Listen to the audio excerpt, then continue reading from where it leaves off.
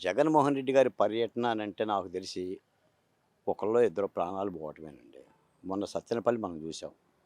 ఆయన కారు కిందే చీలి సింగయ్య అనే అతను మరణించాడు. ఇంకొక రాజశేఖర్ అనే ఇంకొక రెడ్డి సామాజిక వర్గానికి వ్యక్తి ఆయన మరణించాడు. నిన్న ఇబ్రహీంపట్నం పర్యటన చూసాం. చిల్లకల్లు గ్రామ పార్టీ అధ్యక్షుడు రాంబాబు. అలాగనే ఇంకొక ఒక యువకుడు ఆ! బైక్‌కి సంబంధించిన డివైడర్‌ని కొట్టేసి ఇబ్బంది పడ్డాడు. అంటే ఒక ఒక ఒక బల పరాక్రమం వీళ్ళకసలు ప్రాయశ్చిత్తం గూడా లేదండి.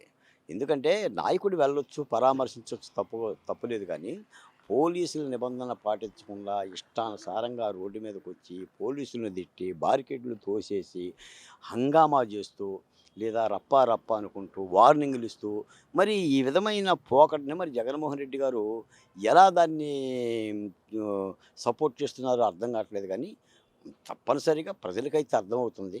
జగన్మోహన్ రెడ్డి గారు వస్తున్నారంటే వైసీపీ కార్యకర్తలే భయపడుతున్నారు. ఈరోజు ఎవరు పోతారు, రేపు ఎవరు పోతారు అని. మరి ఈ ఈ తీరును మార్చుకుంటారా లేదనేది జగన్మోహన్ రెడ్డి గారి ఇష్టంలే కానీ, కానీ ప్రజాస్వామ్యంలో ఈ విధమైన పద్ధతులు మాత్రం ఏహేయించుకుంటున్నారు. మొన్న ఇబ్రహీంపట్నం విషయంలో కూడా పాదచారులు కానీ, వాహనచారులు కానీ మీరు ఒకసారి అడగండి. ఎన్ని చివాట్లు పెట్టారో, ఎన్ని బండబూతులు తిట్టారో జగన్మోహన్ రెడ్డి గారిని కానీ, జోగి రమేష్ గారిని కానీ, ఆ పాదచారులు అడిగితే తెలుస్తుంది. కం తప్పనిసరిగా శాంతి భద్రత విఘ్నం కలిగి ఇలాంటి కార్యక్రమాల పట్ల మాత్రం పోలీసులు ఉపేక్షించే పరిస్థితి లేదండి. కేసులు కడతారు. కేసులు కట్టి జైలుకి కూడా పంపుతారు.